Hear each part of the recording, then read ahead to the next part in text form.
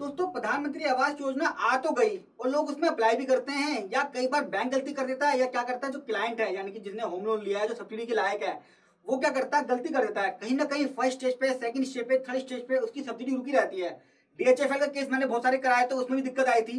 अब क्वेश्चन ये है कि यार मेरी सब्सिडी रुकी हुई है, अब मुझे कहाँ का कंप्लेंट करनी है, पहला स्टेप क्या है, जिससे मैंने लोन लिया है उससे करनी है, या मुझे जिसने सब्सिडी देनी है एनएचबी ने या सिडबी ने या हुडको ने, इसके पास जाके करनी है। तो आज की वीडियो में दोस्तों मैंने पूरा प्रैक्टिकली बताया कि आप कंप्लेंट कैसे कर सकते हैं, उसका जो फॉर्मेट है कंप्लेंट का वो भी इसमें बताया है, उस लेटर में आपने क्या क्या लिखना है ये बताया है, और उस लेटर के साथ क्या क्या अटैच करना है वो बताया है, और प्रैक्टिकली मैं किस तरह से लेटर लिखता हूं बैंकों में इसी केसों में प्रैक्टिकली वो भी दिखाया है।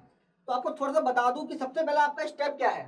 अब दोस्तों आपको लगा कि यार मेरी सब्सिडी नहीं आ रही है, तो सबसे पहला स्टेप दोस्तों बैंक की तो है, क्योंकि बैंक से ही आपने लोन लिया हुआ है, बैंक वाला ही कस्टमर आईडी जनरेट करता है। इसके ऊपर मैंने 4 वीडियो बना रखी हैं, तो चारों वीडियो प्लेलिस्ट में जरूर देख लीजिएगा कि किस तरह से कस्टमर आईडी जनरेट होती है और कस्टमर आईडी मिलते कैसे है, क्योंकि सारा खेल कस्टमर आईडी का है।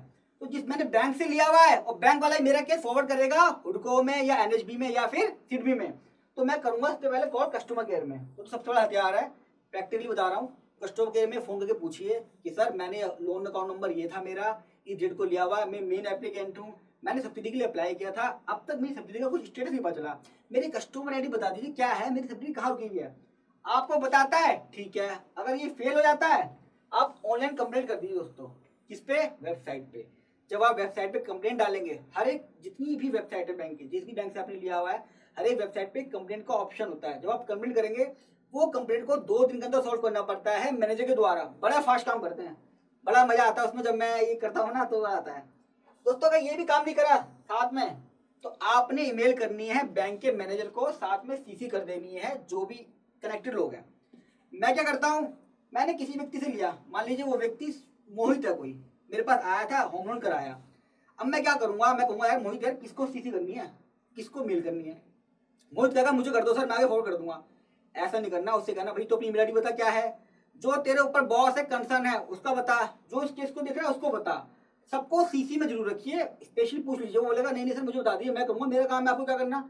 उससे बोले ऐसा मत कर, अगर नहीं बताता है तो वेबसाइट से ले लीजिए या कस्टमर केयर करके फोन करके ले लीजिए, लेकिन सीसी जरूर मारिए, और ताकि फॉलोअप रहे। क्या होगा, आप मेल करते हैं उसको, वो करेगा 4 हफ्ते बाद, पता नहीं कितना बिजी रहता है, जब आप मेल करेंगे तो उसे बाबा फॉरवर्ड करते हैं तो वो समझ जाता है किसी मेरे बॉस को भी सीसी मार दी है।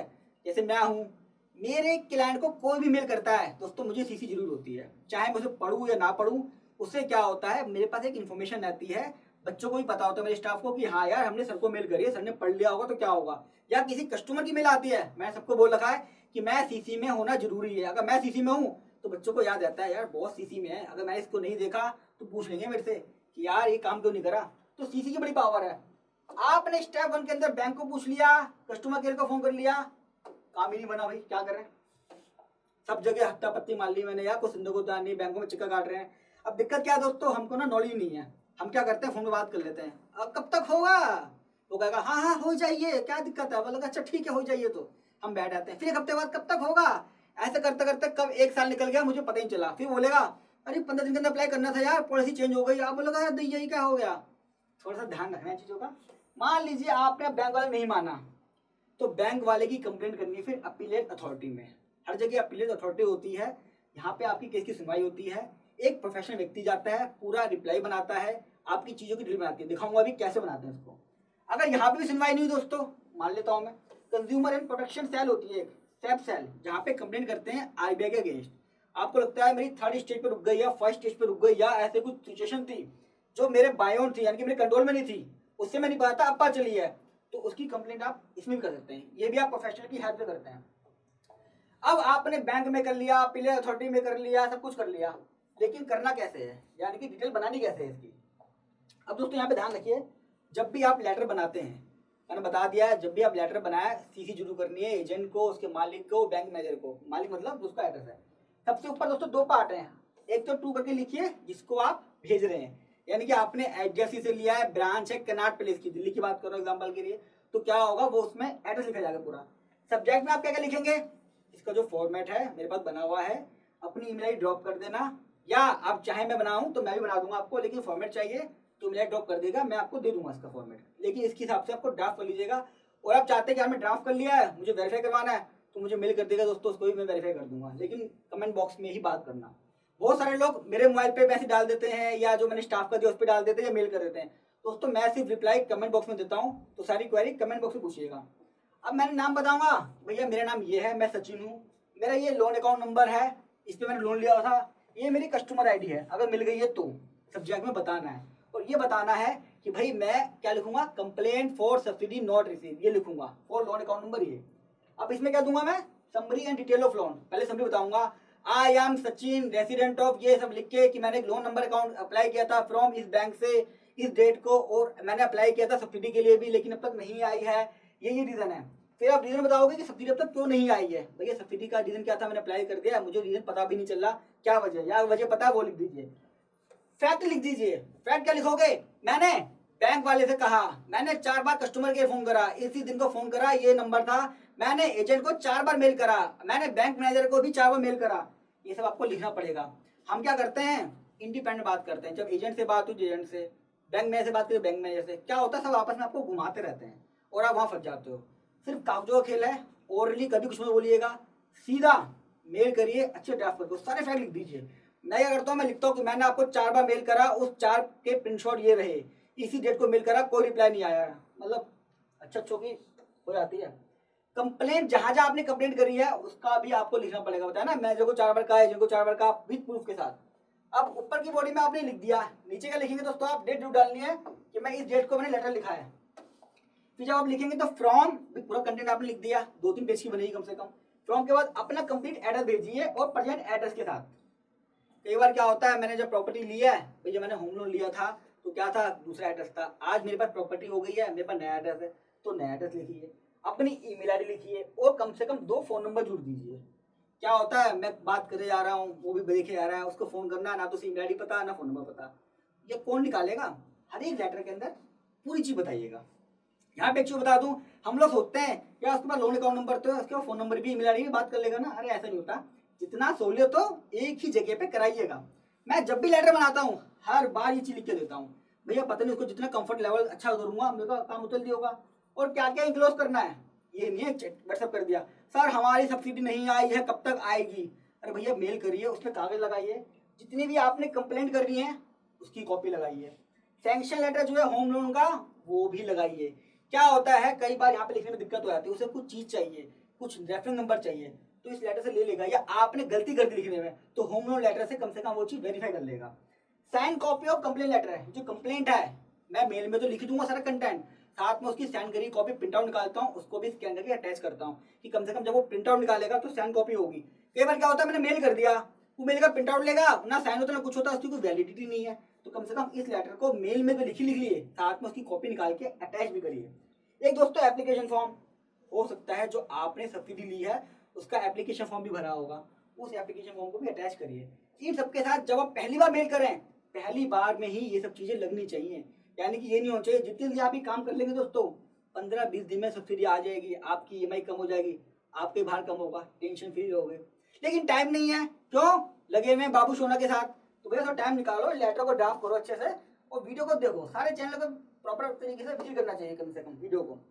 अब दोस्तों होगा क्या, आपने बैंक में भी कर ली, सब जगह कर ली, आपकी सब्सिडी बैंक में नहीं थी, उसने कहा जी आपकी तो नेशनल गवर्नमेंट की भी है, वो नहीं दे रहा है, अब वहां पे जाके कंप्लेंट करोगे।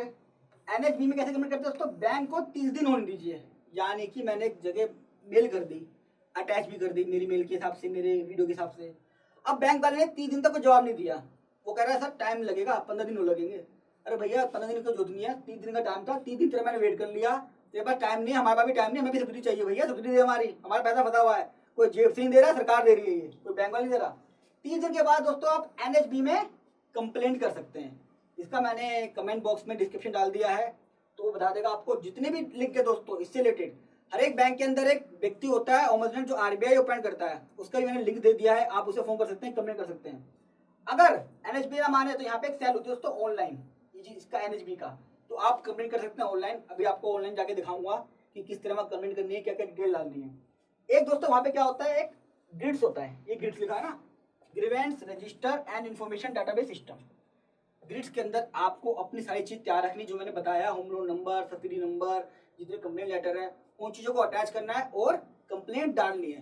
चलो दोस्तों, अब मैं आपको लिंक पे लेके चलता हूँ डायरेक्ट ऑनलाइन की कैसे आपने एनएचबी में कंप्लेंट करनी है। दोस्तों, जो डिस्क्रिप्शन बॉक्स में लिंक दिया है वो ये लिंक ये है। जैसे ही आप इसे गूगल पे पेस्ट मारेंगे ये वेबसाइट खुल जाएगी, नेशनल हाउसिंग बैंक यानी कि एनएचबी की grievance registration and information database system grids, जैसा कि मैंने अपनी वीडियो में बताया आपको अभी। यहाँ पे ऑप्शन आता है कि आपने कंप्लेंट क्या करनी है। आपने सिलेक्ट करना है PMAY capital link subsidy scheme, यानी कि आपको सब्सिडी नहीं आई है या सब्सिडी लेट रिसीव हुई है उसके बारे में। क्या आपने पहले कोई कंप्लेंट कराई है? दोस्तों, अगर पहले कंप्लेंट करी है तो यस कर दीजिएगा, उसका नंबर मांगेगा वो डाल दीजिए।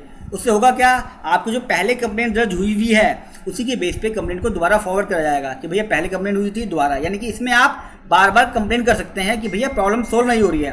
दोस्तों, मैं अगर नो करता हूँ, मैं ये मान लेता हूँ कि ये फर्स्ट टाइम मैंने कंप्लेंट कर रहा हूँ। अब अगला क्वेश्चन दोस्तों ये पूछता है कि क्या आपकी कंप्लेंट HFC से है या बैंक से है। मैं मान लेता हूँ आपकी बैंक से। भैया आपने बैंक में लेटर लिखा, 30 दिन हो गए, कुछ सुन ही नहीं रहा बैंक वाला, तो आपने यहाँ पे बैंक पे करना है।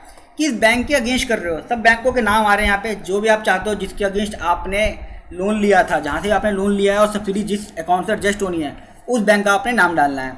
फिर आपका पूरा नाम यहाँ आता है, फर्स्ट नेम, मिडिल नेम और लास्ट नेम। मान लीजिए आपका सिर्फ एक ही नाम है, यानी कि आपका पूरा नाम नहीं है, सचिन नाम है सिर्फ, तो लास्ट नेम में सचिन लिख दीजिएगा। अगर कास्ट भी है तो यहाँ पे आ जाएगा और लास्ट नेम में आपकी कास्ट आ जाएगी।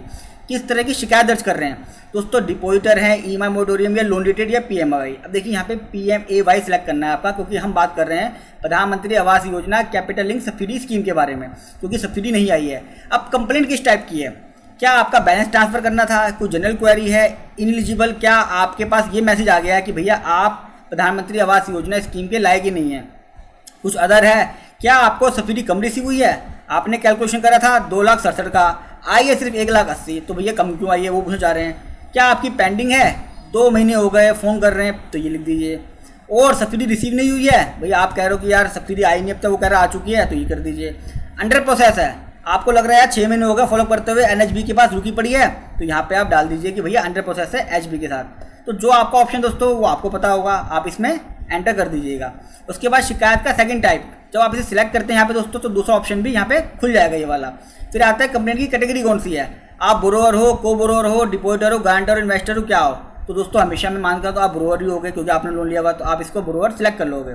कंप्लेंट का रेफरेंस नंबर डालना है भैया, एप्लीकेशन नंबर, क्योंकि आपने बैंक के अंदर पहले ही एप्लीकेशन दी होगी, कंप्लेंट नंबर दी होगी, आपको वहाँ से रेफरेंस नंबर मिला होगा, तो कम से कम उस रेफरेंस नंबर को यहाँ से डाल दीजिए। यहाँ पे सिलेक्ट कर लीजिएगा क्या है, और यहाँ पे आपका रेफरेंस नंबर आ जाएगा, जिससे बैंक वाले ये पता कर सके कि हाँ भैया ये कंप्लेंट दर्ज हुई थी, 30 दिन हो चुके हैं और कंप्लेंट एक्चुअल में है, और NHB को उसी कंप्लेंट रेफरेंस नंबर से पता लगाना है कि भैया बैंक वाले ने अब तक काम क्यों नहीं करा। यहाँ पे आ जाएगा दोस्तों, यहाँ पे आपका माँ का नाम, फादर का नाम और यहाँ पे मदर का नाम। आगे जब नेक्स्ट करेंगे तो एप्लीकेशन मांगेगा, आप इसको सबमिट कर सकते हैं। इस बेस पे एप्लीकेशन को पूरा भरा जाता है, इसकी एक्नॉलेजमेंट आ जाती है और आप अपनी क्वेरी को वहाँ पे पूछ सकते हैं। चलिए दोस्तों, चलता हूँ अपने सीधा डैशबोर्ड पे इस एप्लीकेशन को भरने के बाद और क्या करना है। अब दोस्तों लाइव फॉर्म आपको समझ में आया होगा। अगर इसमें आपकी कोई क्वेरी हो, कोई हेल्प चाहिए हो, आप मेरे से कमेंट बॉक्स में पूछ लीजिएगा। और आप चाहते हैं कि आपके यहाँ पे मैं इसको फाइल कर दूं, थोड़ा टेक्निकल लगता है आपको, तो दोस्तों वो भी मैं फाइल कर सकता हूँ, आप मुझे फोन कर लीजिएगा, नंबर मैंने आपको ऑलरेडी दे ही रखा है। तो साथ में मैंने उसके साथ साथ बैंक का भी बता दिया आपको, मैंने NHB का बता दिया, ऑनलाइन कैसे फाइल करते हुए बता दिया, सारे लिंक और ये सब जो है मैंने अपने डिस्क्रिप्शन बॉक्स में लिख दिया है। फिर भी आपको लगता है दोस्तों पैरेलल चलनी चाहिए, मान लीजिए मैंने NHB में कंप्लेंट कर दी, मुझे लगता है यार वहाँ टाइम लगेगा, मैं ये करता हूँ एक कंप्लेंट यहाँ पे डाल देता हूँ। ये जो आवास योजना है, दिल्ली का जो रजिस्टर्ड ऑफिस है, एक कंप्लेंट की कॉपी पूरी प्रिंट आउट निकाला, सारे अटैचमेंट लगाए और यहाँ पे भी लेटर लिख दिया कि सर टू द मिनिस्ट्री जो भी है यहाँ पे अर्बन का एरिया का, कि भैया मैंने कंप्लेंट करी थी, मेरा नंबर ये है, मैं फॉलो कर रहा हूँ, पहले बैंक में फॉलो करा 3 महीने, फिर मैंने NHB में फॉलो करा, ये कंप्लेंट करी हुई है, सबकी कॉपी अटैच करी हुई है, लेकिन अब तक कोई जवाब नहीं आया, इस पर एक्शन लीजिए। यहाँ क्या होगा, थोड़ा सा जल्दी एक्शन लेते हैं। फोन नंबर दे रखे हैं, कोई क्वेरी है, कोई ट्रैक करना है, स्पीड पोस्ट करिएगा, ध्यान रखिएगा स्पीड पोस्ट जरूर करिएगा। तो दोस्तों अगर एक ईमेल मैंने दे दिया, अगर 6 महीने से ज्यादा का गैप है आपकी सब्सिडी में, तो आप उससे रीजन पूछ सकते हैं कि भैया 6 महीने हो गए, मेरी सब्सिडी अब तक क्यों नहीं आई है। 2 ईमेल आईडी, एक ये रही और एक ये रही ईमेल आईडी, डिस्क्रिप्शन बॉक्स में डाल दिए, कॉपी पेस्ट कर सकते हैं, और एक वेबसाइट भी दे दी मैंने यहाँ पे। क्या होगा दोस्तों, मैंने एक बैंक में भी मेल कर दिया, एक मैंने NHB में डेट डाल दी, एक मैंने इनको भी कर दिया, तो थोड़ा सा प्रेशर बनता है सब जगह से कि यार यहाँ से है, काम मेरा हो रहा है, जहाँ से मेरा काम जल्दी हो जाए वो बढ़िया दोस्तों।